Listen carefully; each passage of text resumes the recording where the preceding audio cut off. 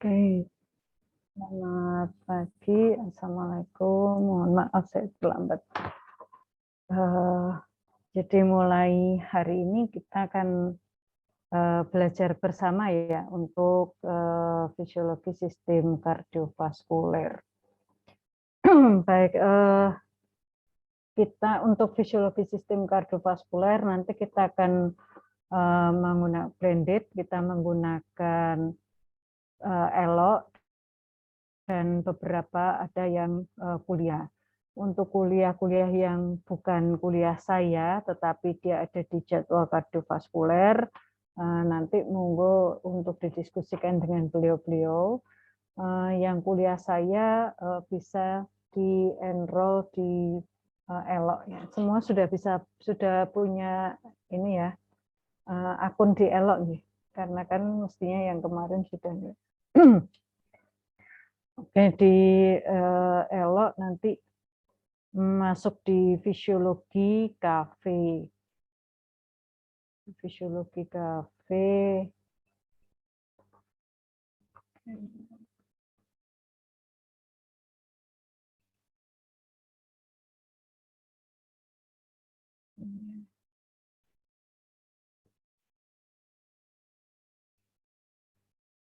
Di fisiologi kafe apakah sudah bisa masuk semuanya?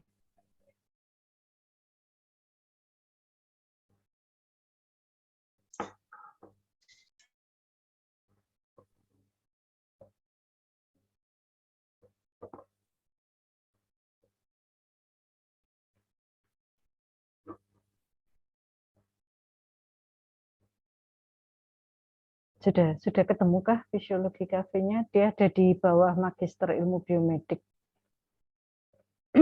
Atau search aja, search di atas, okay.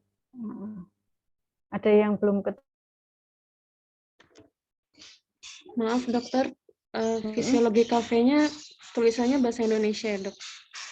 Iya, fisiologi biasa, FISIOLOGI kafe. Ya, kita biasakan ya.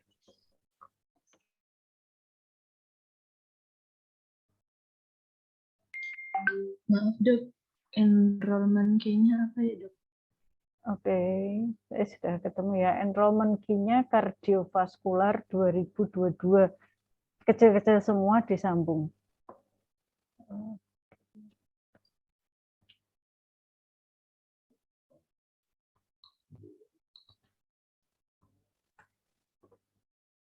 Dicat ya, kardiovaskular 2022.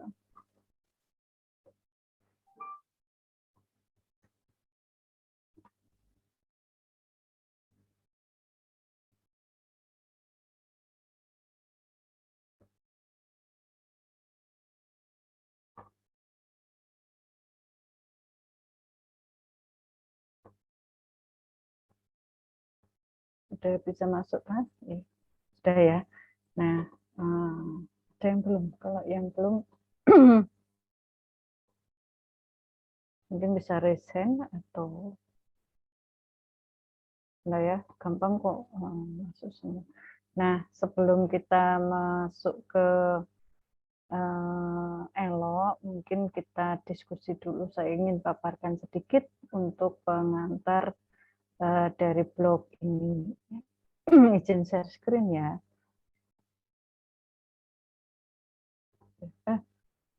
Mas Kabir, panggilannya siapa ya?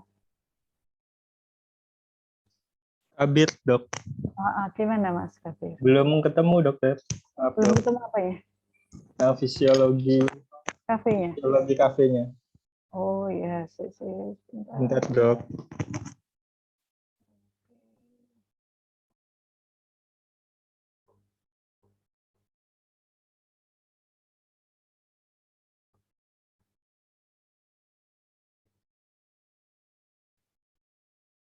Di sini terus fisiologi kafe.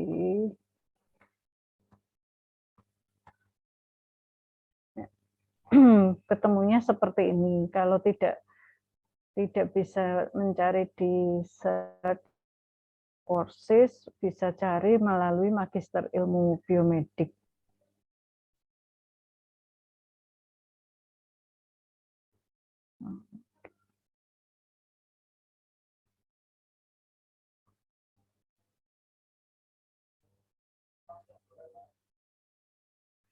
Di courses itu ada FKKMK kan, Fakultas Kedokteran, Kesehatan Masyarakat dan Keperawatan. Itu coba diklik, Oh, kemudian sudah ketemu dokter. sudah ya, Nah, langsung. Magister Ilmu Biomedik. Ini ya. Udah diangkat.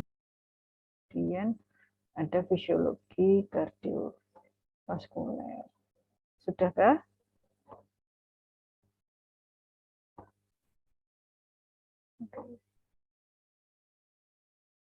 Berarti sudah semua ya.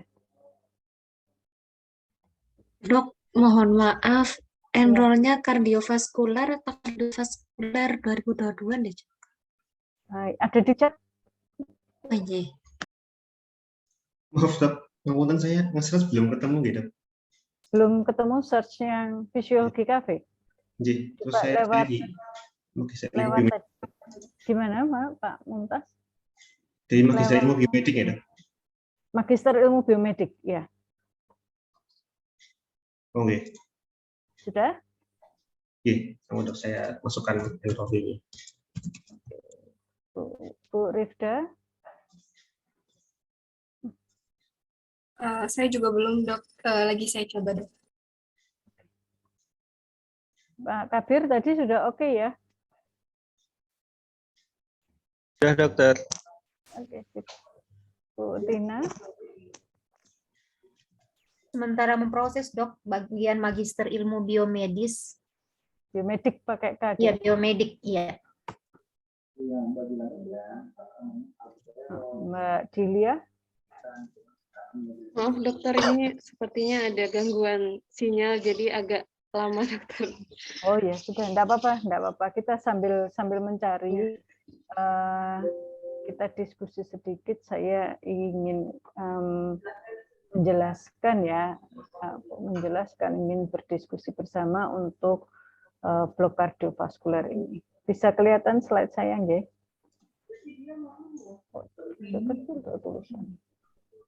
Tampakkah? Iya, Dok. Tampak, Dok. Ya, oke.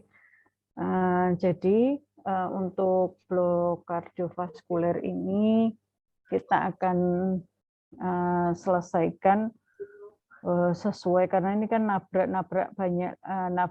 libur ya. Jadi saya di ELOK itu masih saya buka sampai Juni, sehingga masih ada kesempatan untuk membaca sampai bulan Juni nanti ya. Nah, seperti yang sudah dilihat di dalam jadwal, bahwa blok kardiovaskuler ini terdiri dari beberapa dosen. Tidak hanya saya, tetapi dari fisiologi saja ada Dr. Zainal, ada Dr. Jun, kemudian di luar fisiologi ada anatomi untuk embriologi, kemudian ada farmakologi untuk herbal. Nah, mengapa herbal ini saya masukkan? Karena biasanya teman-teman dari S2 Faal itu suka sekali penelitian herbal karena mungkin mudah ya, dan juga banyak ditemukan. Ini kan misalnya Rosella dengan tekanan darah, Rosella waktu itu aloe vera ya kan, dengan aloe vera waktu itu ada madu, ada bawang putih ya. Nah, yang seperti itu banyak penelitian, karena kan kita juga melihat ya di masyarakat itu banyak sekali orang mencegah aterosklerosis dengan mengkonsumsi rebusan daun salam misalnya, atau makan timun, seledri untuk menurunkan tekanan darah. Nah, itu kan menggoda sekali untuk kita lakukan penelitian karena dia mudah. Nah, supaya penelitian kita baik dan layak untuk dipublikasi di jurnal internasional, maka saya mengundang Dr. Setio atau biasanya sih Prof. Mus, tapi Prof. Mus mungkin sibuk ya. Ada Dr. Setio untuk mengawal bagaimana sih penelitian menggunakan bahan herbal itu, terutama khususnya pada sistem kardiovaskuler. Lihat untuk topik manusia, kemarin biologi manusia kita buat overview hanya superficial saja. Nah, sekarang kita akan berdiskusi lebih dalam lagi untuk sistem kardiovaskuler, sehingga mungkin bisa dilihat-lihat lagi. Belum dibuang toh, belum di-delete ya filenya, PPT-nya yang biologi manusia. Oke, nanti dicari lagi untuk dibaca lagi. Nah, penilaian harusnya penilaian itu dari presentasi 40%, penugasan di setiap materi, di situ kan ada penugasan ya di ELO itu nanti 30%, kemudian tugas akhirnya 30%. Nah,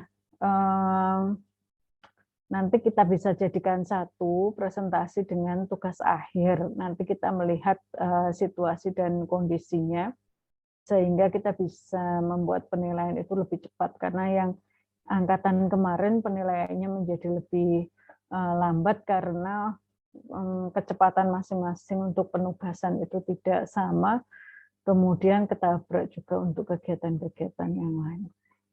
Jadi intinya kurang lebih seperti ini ya, nanti presentasi 40%, penugasan-penugasan itu 30%, kemudian nanti ada tugas akhir, jadi tidak ada ujian akhir semester. Tidak ada ujian akhir semester, nanti berupa presentasi dan membuat makalah akhir saja, pendek-pendek saja tulisannya. Nah, apa yang dipresentasikan, presentasi ini kok ternyata ada banyak sekali ya. Ada berapa orang ya? Ketuanya Sopo? Saya ada 17. Iya, saya itu cuma menyediakan 12 topik. Ternyata ada banyak sekali, saya salah info. Nah, ini saya tapi ini ada beberapa topik-topik ini bisa dipresentasikan oleh orang yang berbeda karena kan ininya banyak sekali ya. Misalnya kemajuan teknologi untuk monitoring fungsi sistem kardiovaskuler ini kan banyak. Ada yang menggunakan misalnya smartwatch, ya kan? Ada yang menggunakan smartwatch, ada yang menggunakan aplikasi di HP, kemudian ada yang pakai telemedicine, misalnya dengan melalui Halodoc misalnya. Nah, Halodoc itu Anda bisa membayangkan toh bagaimana sih orang bisa memeriksa tekanan darah, orang tahu dari jarak jauh, orang tahu bagaimana kondisi, oh ini hipertensi, jadi harus saya obati. Nah, bagaimana rasio berpikirnya. Nah, seperti itu ada banyak jurnal yang bisa diambil untuk kita diskusikan. Sebetulnya masing-masing topik ini bisa dipakai lebih dari 2 orang. Jadi nanti dari presentasi kita akan melihat kesesuaian topik dengan temanya. Kemudian pemahaman konsep dasarnya, sehingga ketika nanti mempresentasikan kaitan sistem imun dengan sistem kardiovaskuler, mesti tahu dulu sistem imun itu mau diambil sistem imun yang seperti apa, apakah reaksi alergi, ya kan? Kemudian kenapa kalau reaksi alergi kemudian tekanan darahnya turun, misalnya seperti itu, ya kan? Itu harus tahu dulu tentang sistem imun dan sistem kardiovaskulernya, sehingga pada saat mempresentasikan, presentasinya satu jurnal aja, tetapi dari satu jurnal itu dilihat, dipelajari ilmu di belakangnya. Jadi bukan mempresentasikan jurnalnya, berbeda dengan critical appraisal ya. Kalau critical appraisal kan Anda mempresentasikan jurnalnya. Tapi di sini yang saya inginkan, Anda ketika membaca satu jurnal, Anda tahu ilmu di belakangnya itu apa. Ya, sehingga kita bukan membahas jurnalnya, tetapi kita membahas isinya. Ya, kemudian memahami materi presentasi. Nah, di mini kuis itu kan ada penugasan-penugasan itu ya, ada essay, ada yang harus ditulis. Nah, itu nanti kita melihat ketepatan konsepnya. Nah, mungkin dari sini ada yang ingin didiskusikan dulu. Kita buat kesepakatan, maksud saya begitu. Ada yang ingin didiskusikan untuk metode pembelajarannya dan metode penilaiannya.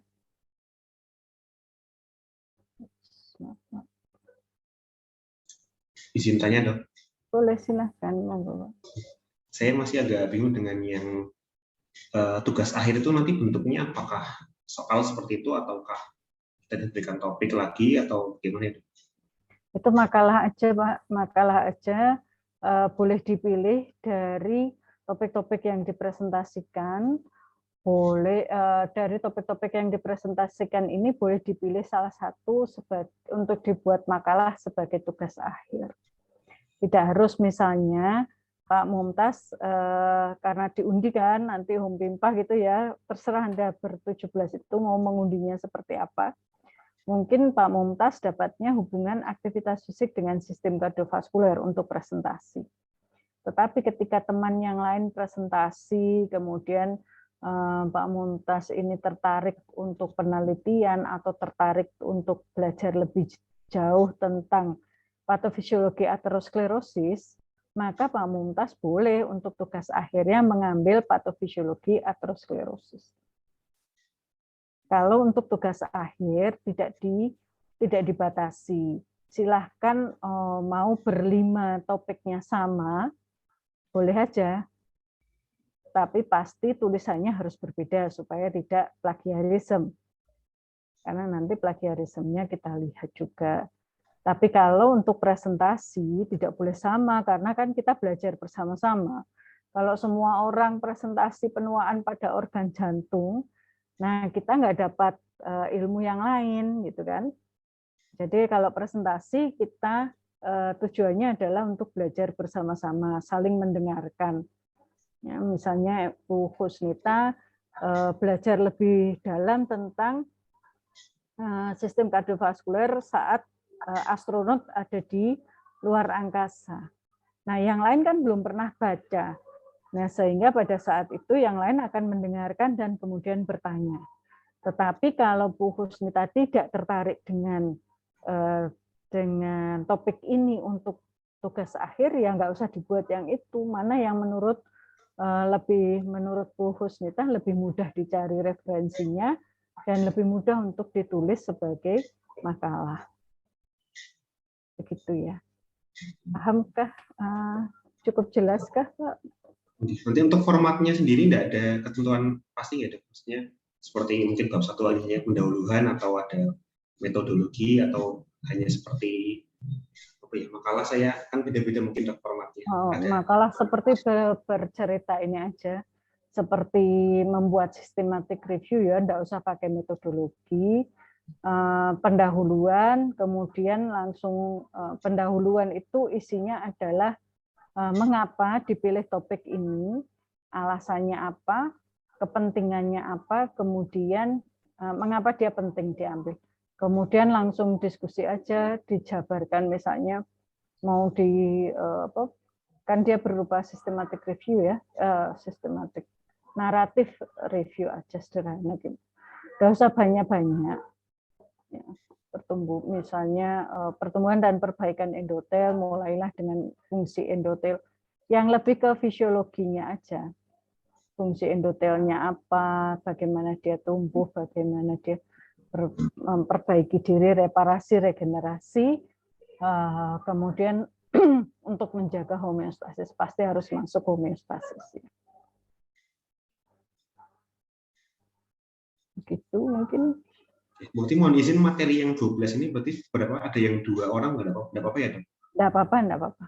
Yang 2 orang asal pokoknya jurnalnya beda ya, yang dipresentasikan. Oke, terus, Dok. Kalau ada ide lain, karena kan ber-17 ya, ini kan 12. Kalau kemudian ada ide lain yang menarik, misalnya sudah dikuliahkan tentang kuliahnya tadi, Sobat Dokter Zainal misalnya tentang hipertensi atau tentang POTS, postural ortostatik hipotensi, kemudian itu mau dipresentasikan boleh, enggak apa-apa. Ya, boleh di luar yang 12 ini boleh selama dia masih ada di dalam koridor fisiologi sistem kardiovaskuler. Itu ya, saya kok ya enggak, saya ini kan syarat presentasinya. Syaratnya ini harus diambil dari jurnal ya, menggunakan jurnal, sumbernya jelas. Artikel 1 artikel saja, tapi kemudian tadi dipahami konsep dasarnya dan dipahami materinya, sehingga ketika ada yang bertanya bisa kita tahu. Termasuk misalnya jadi ketika kita mau melihat perbaikan atau pertumbuhan endotel. Endotel memperbaiki diri dengan cara mensekresi suatu protein. Nah, ketika di dalam jurnal itu dituliskan bahwa untuk melihat sekresi protein, dia menggunakan kultur sel endotel, maka Anda harus melihat bagaimana orang melakukan kultur sel endotel. Kemudian ketika dia menjelaskan bahwa dia mensekresi vascular endothelial growth factor VEGF, maka Anda harus mencari VEGF itu definisinya apa, bekerjanya bagaimana. Paham ya? Jadi jangan melulu hanya melihat dari satu artikel, tapi artikel itu harus diperdalam sehingga kita tahu konsepnya, karena biasanya artikel itu sederhana. Paham kah? Izin bertanya, Dok. Oke, silakan. Terkait artikel yang akan dipresentasikan, apakah harus diajukan dulu, Dok? Enggak, langsung aja, enggak apa-apa. Baik, Dok, terima kasih. Ya, karena ini ber-17, nanti presentasinya kita bagi ya, berapa kali kita presentasi coba. Biar nggak capek banget. Satu kali presentasi 3 orang begitu. Nanti Pak Mumtaz boleh dijadwalkan aja Pak Mumtaz hari-harinya untuk presentasi. Mungkin kan berarti kita butuh 5-6 hari ya. 6 hari mungkin 6 hari 6 kali presentasi gitu. Kalau bisa. Karena kan nanti kalau terlalu banyak waktu kita diskusi menjadi sedikit. Ya, padahal kita ingin menggali ilmunya kan dengan diskusi. Atau mau ini Dok, boleh usul Dok, atau 1 hari 2 presentasi boleh nggak ya Dok? Boleh aja 2, tapi agak panjang berarti kan nanti. Iya, enggak apa-apa, boleh kalau mau 2. Barangkali terlalu materi terlalu banyak dalam sehari nih Dok. Nanti panas ya kepalanya. Nah, enggak apa-apa 2 ya boleh. Pak Mumtaz, saya nyentolong nanti dijadwalkan setelah diundi siapa yang presentasi yang mana, kapan presentasinya. Mungkin kalau boleh nanti dijadwalkannya agak sore-sore gitu ya Pak Mumtaz ya. Mungkin supaya kalau pagi-pagi bisa digunakan untuk mencari yang lain, mencari dulu atau diskusi dulu dengan temannya. Oke, ada lagi mungkin jelas ya. Ya. Baik. Nah, kemudian untuk ELO itu dibuka tadi kan sudah ya, hari ini sudah dibuka sampai 11 Juni nanti. Kalau memang nanti kita bolongnya banyak, bisa kita coba untuk perpanjang lagi selama tidak dimarahi dokter Ita ya. pelajari materi yang ada, kemudian kerjakan penugasan. Di ELOK itu kan ada penugasan 1, 2, 3, ada yang beberapa yang harus diisi. Nah, di ELOK itu juga ada forum diskusi di atas. Boleh dipakai untuk posting dan kita bisa berdiskusi secara virtual di sana. Kalau diskusi secara virtual kan tidak terikat jadwal. Kapan saja Anda membaca, kemudian tidak jelas, Anda bisa post di situ, temannya bisa komen, nanti saya bisa ikut komen juga di situ, supaya kita tetap di koridor. Nah, ini beberapa referensi yang bisa digunakan. Referensi utama, sebentar, saya ingin bertanya, ini yang mau jadi dosen berapa banyak? Dari 17 ini. 1, 2, 3, 4. Oke. Yang lain nggak? Tidak ingin jadi dosen ini. 1, 2, 3, 4, 5, 6, 7, 8, 9 ya. 10. Ya. Nah, Bapak Ibu nanti akan jadi dosen karena ini pasti akan mengajar S1. Maka di fisiologi di Indonesia kita masih memakai kitab sucinya, masih pakai Gaiten. Jadi Bapak Ibu kuasai dulu Gaitennya. Nah, kemudian Gaiten itu di beberapa topik dia tidak sampai ke molekuler. Maka nanti Bapak Ibu bisa memperdalam dengan boron. Mohon maaf ini saya masih pakai 2009, harusnya boron itu ada yang lebih baru, tapi saya kok belum baca ya. Jadi daripada nanti Anda tanya saya nggak bisa jawab. Tapi kalau Anda baca dan kita bisa berbagi, alangkah senangnya ya. Boron ini karena dia molekulernya banyak, ya penjelasannya detail juga. Nah, kemudian saya kira itu. Jadi kalau sudah S2, jangan banyak-banyak pakai tortora. Boleh pakai tortora untuk konsep awal, setelah itu harus diperdalam dengan Gaiten atau boron. Nah, sementara yang lain seperti Morman ini kan jalan pintas saja. Ya, maksudnya karena dia berupa ringkasan, ya, kalau kita ingin mengingat kembali kita bisa pakai Morman. Ferrari ini untuk tambahan saja kalau melihat aging. Nah, ini saya juga membuat modul sistem kardiovaskuler, tapi karena sudah 2010 belum saya update, tampaknya malu juga saya kalau itu nanti mau dipakai referensi ya.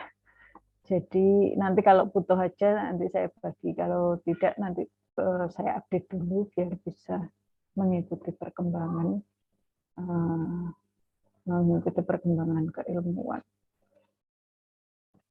Nah, itu referensinya. Saya kira apakah ada yang mau didiskusikan untuk perjalanan dari blok kardiovaskuler ini?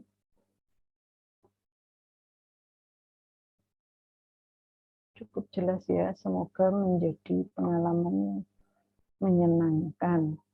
Nah, untuk kemudian kalau kita melihat di ELOK sebentar,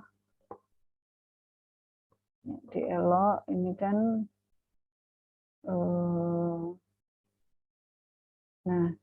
ada pengantar. Ya.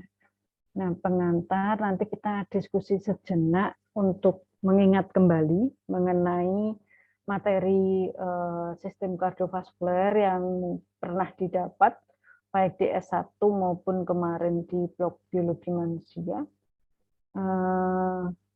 Karena kalau kardiovaskuler kita ringkas ya jadinya hanya itu. Nah, setelah itu monggo silahkan Anda mengerjakan pretest di ELOK tersebut ya. Nanti pretest akan masuk ke tempat saya. Nah, kemudian selanjutnya silahkan Anda lanjut karena ini semua direstrik ya. Kalau pretestnya belum dikerjakan tidak bisa membuka ke belakang. Jadi harus dikerjakan dulu pretestnya supaya bisa membuka ke belakang. Nah, kemudian materi yang berikutnya adalah elektrofisiologi. Elektrofisiologi jantung ini juga boleh kalau dalam semalam diselesaikan dari pretest sampai penugasannya elektrofisiologi boleh saja.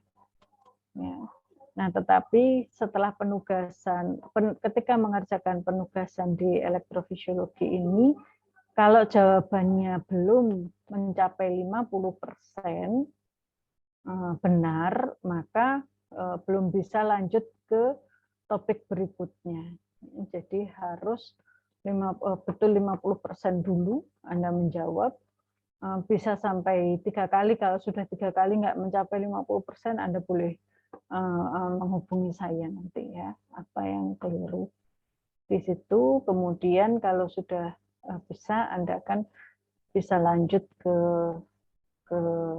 materi berikutnya.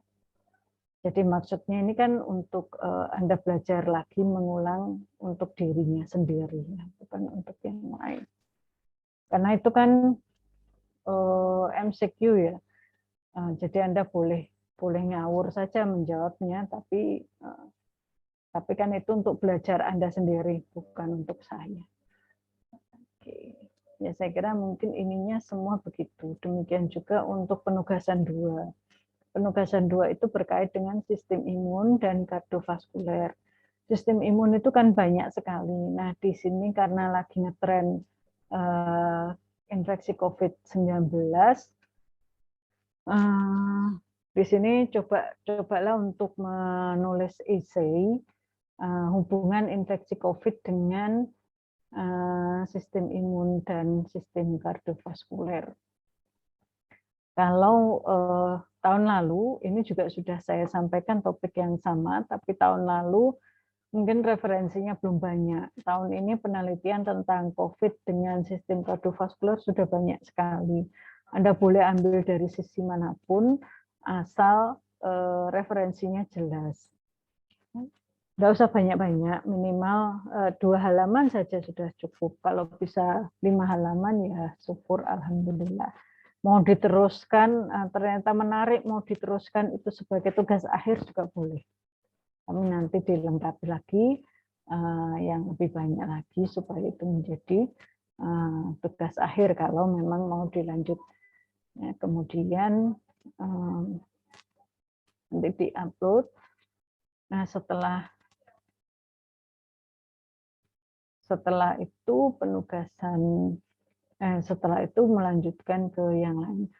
Nah, di sini tuh ada, nah, ini kardiovaskuler terapan itu kemarin karena nggak punya rumah, saya titipkan di sini. Boleh dibaca, tetapi nanti Anda menyelesaikan ini untuk jawaban yang blok terapan ya, karena ini ada pretest dan post-test.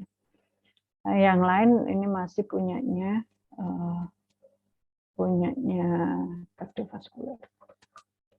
Oke, sampai di sini. Ini pengenalan, ini untuk eloknya. Apakah cukup jelas atau terlalu ribetkah untuk eloknya? Ya. Kalau bisa mau dikerjakan 2 hari itu ya selesai, nggak apa-apa. Nah, nanti kita lanjutkan dengan presentasi. Atau mau diselesaikan sepanjang puasa, nanti kita presentasinya setelah Lebaran ya nggak apa-apa, Pak. Monggo kesepakatannya nanti kita diskusikan. Begitu. Yang penting bagi saya sebetulnya adalah Anda semua memahami mengenai fisiologi sistem kardiovaskuler. Jadi karena nanti tadi itu mau jadi dosen ya mau menjelaskan ya harus paham dulu ya kan supaya tidak menyesatkan anak didiknya. Jadi itu bagi saya, jadi melewati sistem kardiovaskuler itu harus paham, bukan hanya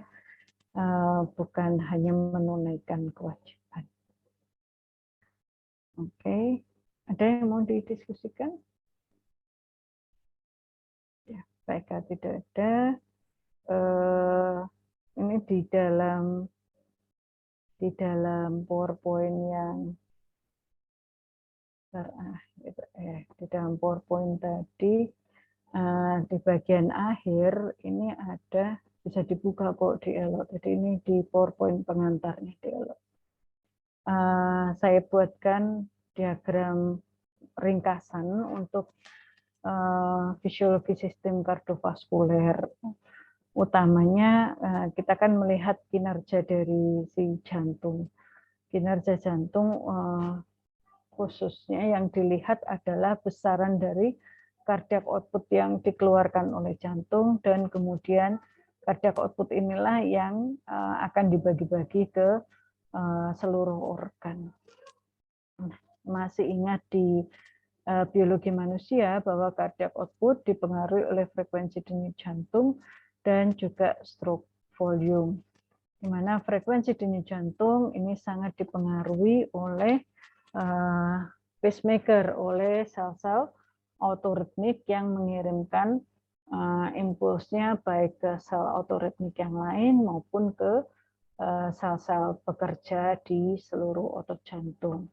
Sel-sel pacemaker ini dipengaruhi oleh berbagai ion positif, khususnya natrium, kalium, kalsium, oleh syaraf otonom, simpatis, parasimpatis, beberapa hormon, ya, sebetulnya cukup banyak hormon saat ini, khususnya adalah norepinefrin, acetylcholine, tiroid, ya, estrogen, progesteron, dan kemudian beberapa hormon yang lain.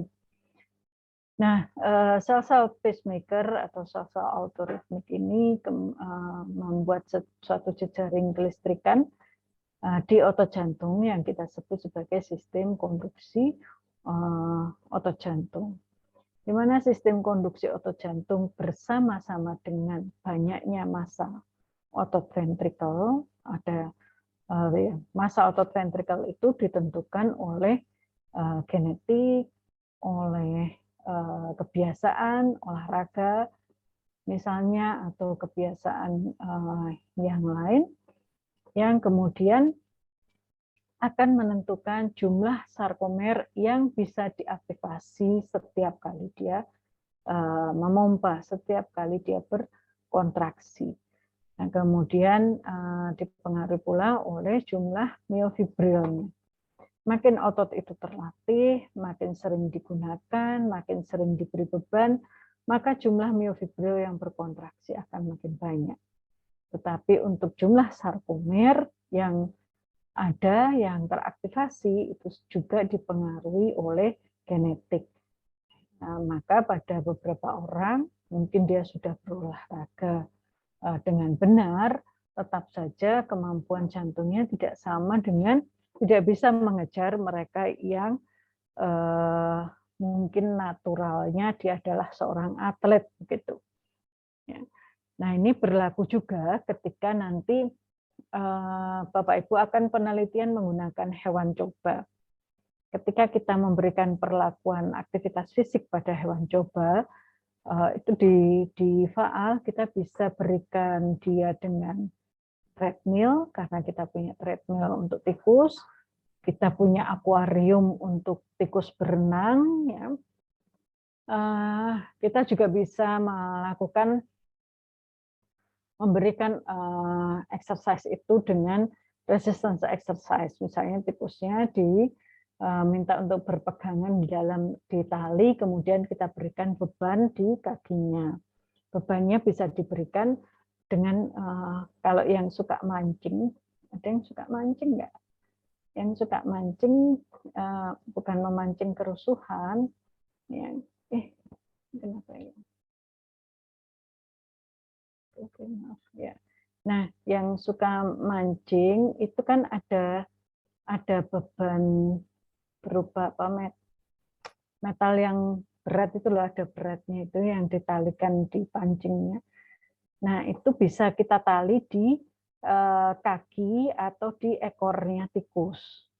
Ya, kemudian tikusnya kita kasih umpan gitu, kita buat tangga, kasih umpan di atas, tikusnya naik. atau dia diminta jalan di tali dengan berpegangan di tali. Banyak exercise yang bisa kita berikan. Nah, ketika kita memberikan exercise pada si tikus ini, kita akan mengamati bahwa tidak semua tikus perilakunya akan sama. Misalnya dengan treadmill, ada tikus yang lari, ya, lari cepat, lama, ya, kita minta lari 30 menit, ya lari terus.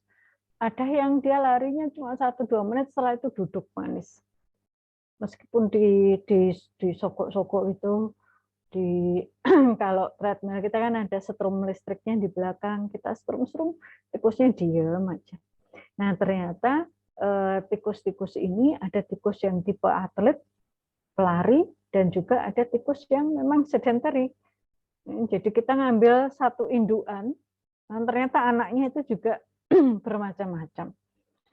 Nah, manusia juga sama demikian.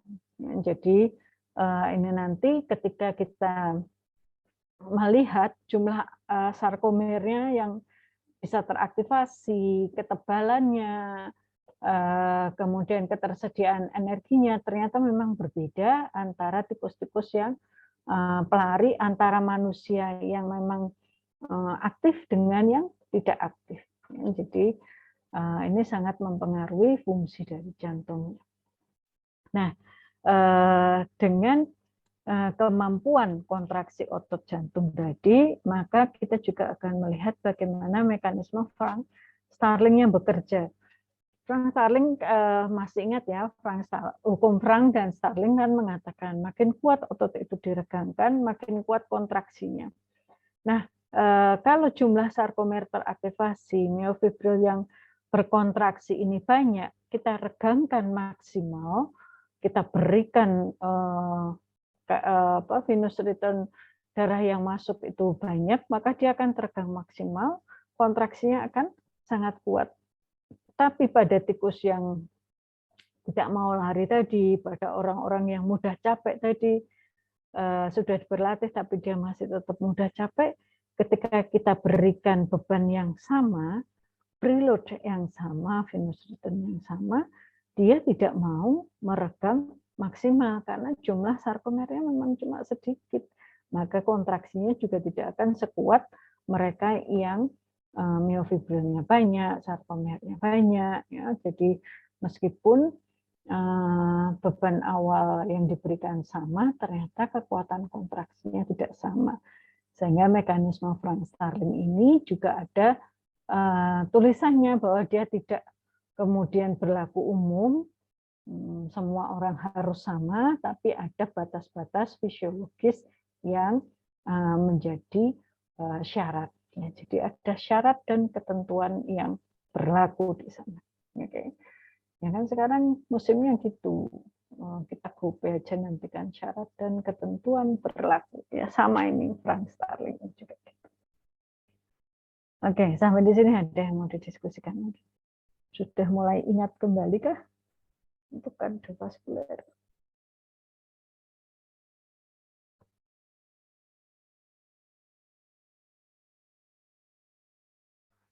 Oke. Nah, selain tadi karena ada jumlah sarkomer, ada jumlah miofibril, ternyata masih dipengaruhi juga oleh ketersediaan ion kalsium. Ya, jadi karena ketika aktin dan miosinnya mau berikatan, mereka sangat membutuhkan ion kalsium. Jadi meskipun orang ini punya sarkomer yang banyak, ototnya tebal, miofibrilnya banyak, tetapi ketika ion kalsium yang ada di retikulum sarkoplasma atau yang bisa sampai ke berikatan dengan troponin C jumlahnya sedikit, maka mekanisme Frank Starling juga tidak akan berlaku dengan baik. Ya, tidak akan optimal ya, karena dia tidak bisa melakukan kontraksi sekuat-kuatnya. Jadi ion kalsium itu sangat penting. Kalau nanti Bapak Ibu mempelajari mekanika kontraksi jantung, maka ada istilah yang disebut sebagai kalsium handling. kalsium handling di dalam otot jantung itu sangat penting bagaimana memasukkan kalsium ke retikulum sarkoplasma. Karena di sana ada pintu ryanodin reseptor yang sangat tergantung pada berapa banyak kalsium yang datang untuk bisa membuka pintu retikulum sarkoplasma dengan baik, sehingga kalsium yang keluar akan banyak. Tapi makin banyak ion kalsium yang ada di situ, yang terjadi adalah menimbulkan ada kekejangan pada otot jantungnya. Jadi ada dilema di sana, sehingga pengaturan jumlah, konsentrasi, dan aliran ion kalsium ini sangat penting. Nah, jadi itu nanti ketika Anda mempelajari tentang eksitasi kontraksi sampai kemudian mekanika kontraksi, akan ada kalsium handling di sana yang cukup penting. Jadi ketika nanti mau penelitian memberikan obat-obat herbal, mau memberikan obat-obat kimia, kemudian memberikan perlakuan olahraga atau perlakuan yang lain, maka bagaimana kita mempengaruhi perlakuan-perlakuan tadi mempengaruhi ketersediaan dan arus keluar masuknya ion kalsium, itu pasti sangat mempengaruhi fungsi sistem kardiovaskuler.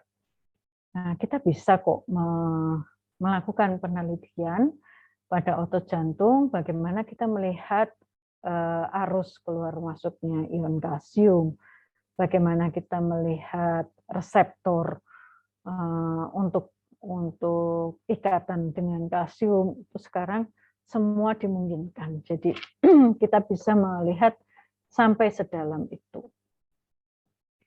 Nah, kemudian untuk bisa memenuhi mekanisme Frank-Starling, selain adanya ketersediaan ion kalsium, tentu saja yang penting adalah energi yang digunakan untuk kontraksi otot jantung. Nah, energi ini sebagian besar ada bentuknya adalah ATP, tetapi untuk energi kontraksi otot jantung kita bisa menggunakan energi bentuk yang lain karena otot jantung itu fleksibel. Nah, untuk bisa memproduksi ATP sangat tergantung pada mitokondria. Nah, mitokondria ini sekarang menjadi suatu organela yang trendy, ya, karena ternyata di semua organ mitokondria ini fungsinya sangat penting. Dan sekarang penelitian tentang biogenesis di mitokondria itu yang mempengaruhi fungsi organ ini banyak dilakukan. Jadi nanti kalau melihat searching artikel, misalnya biogenesis mitokondria di otot jantung, akan dapat banyak sekali. Olahraga memperbaiki biogenesis mitokondria. Misalnya DM, orang dengan gangguan insulin, dia akan mempengaruhi glukosa yang masuk untuk sebagai bahan bakar, sebagai bahan baku di mitokondria. Akibatnya dia akan mengganggu biogenesis mitokondria, mengganggu produksi ATP-nya. Ya, nah, akibatnya energi yang digunakan untuk kegiatan atau metabolisme organ-organ ini akan berkurang, termasuk juga di otot jantung. Jadi kalau kita mau mencari hubungan, misalnya kenapa DM mempengaruhi fungsi jantung, salah satu jalannya adalah melalui biogenesis mitokondria. Jadi ini lagi tren banyak, protein-protein yang berperan di sini banyak. Sehingga nanti bisa Anda melakukan penelitian untuk melihat protein-protein yang diperlukan oleh mitokondria untuk berperan dalam memproduksi ATP sebagai sumber energi untuk kontraksi. Nah, misalnya yang banyak diteliti orang, supaya apa? Supaya kita tidak terbatas penelitian itu hanya pada stres oksidatif misalnya.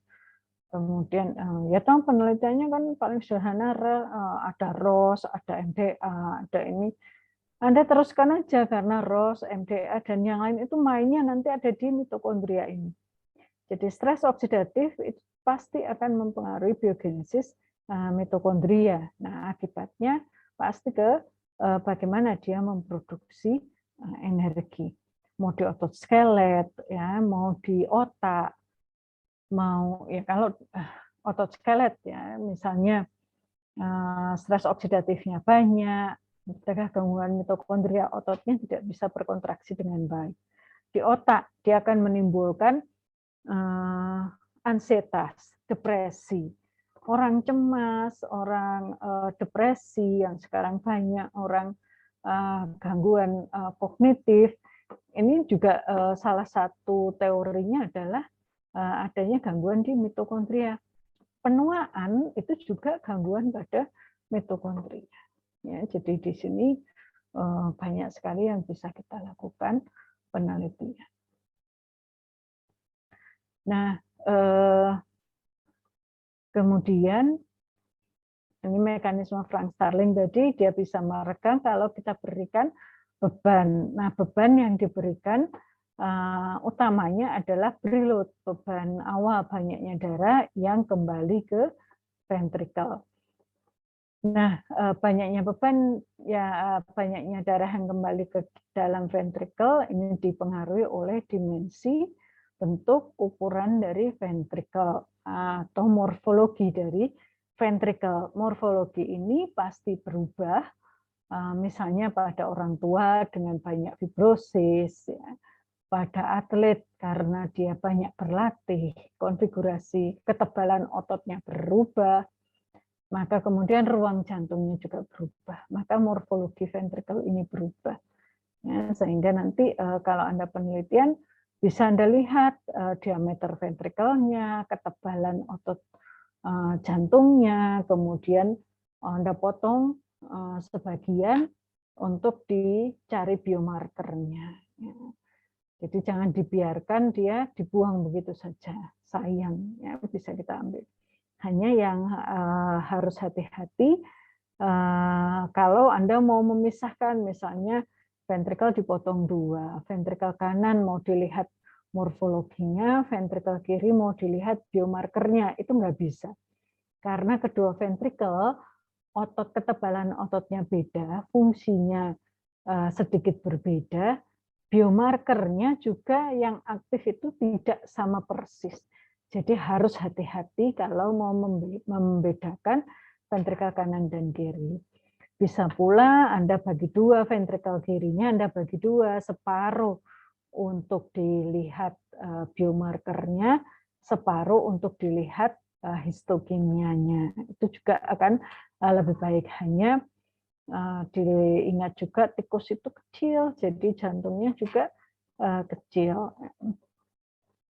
Nah, untuk darah kembali ke dalam ventricle, ini kan dipengaruhi oleh berbagai hal, misalnya volume, darah yang beredar, diameter kelenturan vena dan arteri, ya, dan juga adanya siklus jantung. Nah, selain preload, ada afterload, yaitu beban akhir yang harus dilawan oleh jantung. Afterload ini biasanya disebabkan oleh tahanan di arteri. Tahanan di arteri. Tahanannya karena apa? Karena kekakuan dinding arteri dan juga adanya perubahan pada diameter arteriola. Ya, nah ini biasanya penelitian di sini kan difokuskan misalnya pada penderita hipertensi, pada penderita aterosklerosis, pada penuaan, ya kan, pada penggunaan obat-obatan yang menyebabkan kerusakan pada dinding arteri, banyak narkoba, kemudian ada obat-obat, ada hormon-hormon yang akan mengganggu pada dinding dan diameter arteri. Ya. Diabetes juga akan berpengaruh pula di sini. Nah, sebetulnya di sini yang belum saya tambahkan adalah mitokondria. Mitokondria ini juga akan berperan dalam compliance dari arteri dan arteriola. Compliance, kemampuan arteri dan arteriola mengatur kelenturan dindingnya, mengatur kapan dia konstriksi, kapan dia dilatasi, itu kan tergantung pada otot polos yang ada di dinding pembuluh darah itu. Nah, otot polos ini bisa kontraksi atau relaksasi, dia juga sama membutuhkan energi dari mitokondria. Jadi tetap di sana nanti yang berperan adalah mitokondria. Nah, itu sepintas saja apa yang Bapak Ibu bisa pelajari dari sistem kardiovaskuler. Sekarang keilmuan di sistem kardiovaskuler ini semakin berkembang. Kalau bagi saya itu sangat menarik karena banyak hal yang bisa dilihat. Nah, Bapak Ibu boleh tidak tertarik, tapi harus membaca sebagai bekal ya untuk menyandang gelar sarjana magister ilmu biomedik. Ya, salah satunya kan harus memahami mengenai fisiologi sistem kardiovaskuler. Oke. Nah, ini ada yang ingin ditanyakan, didiskusikan mungkin?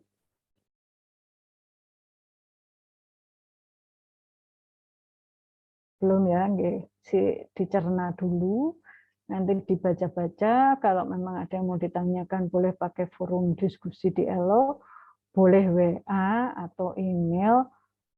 Insya Allah nanti akan dibalas apabila saya bisa menjawab pertanyaannya. Begitu ya Bapak Ibu, ya, saya kira monggo nanti dicoba digunakan dulu ELO-nya, apabila ada kesulitan bisa kita diskusikan. Nah, titip untuk Bapak Ketua kelas itu untuk membuatkan jadwal presentasi supaya semuanya bisa lancar.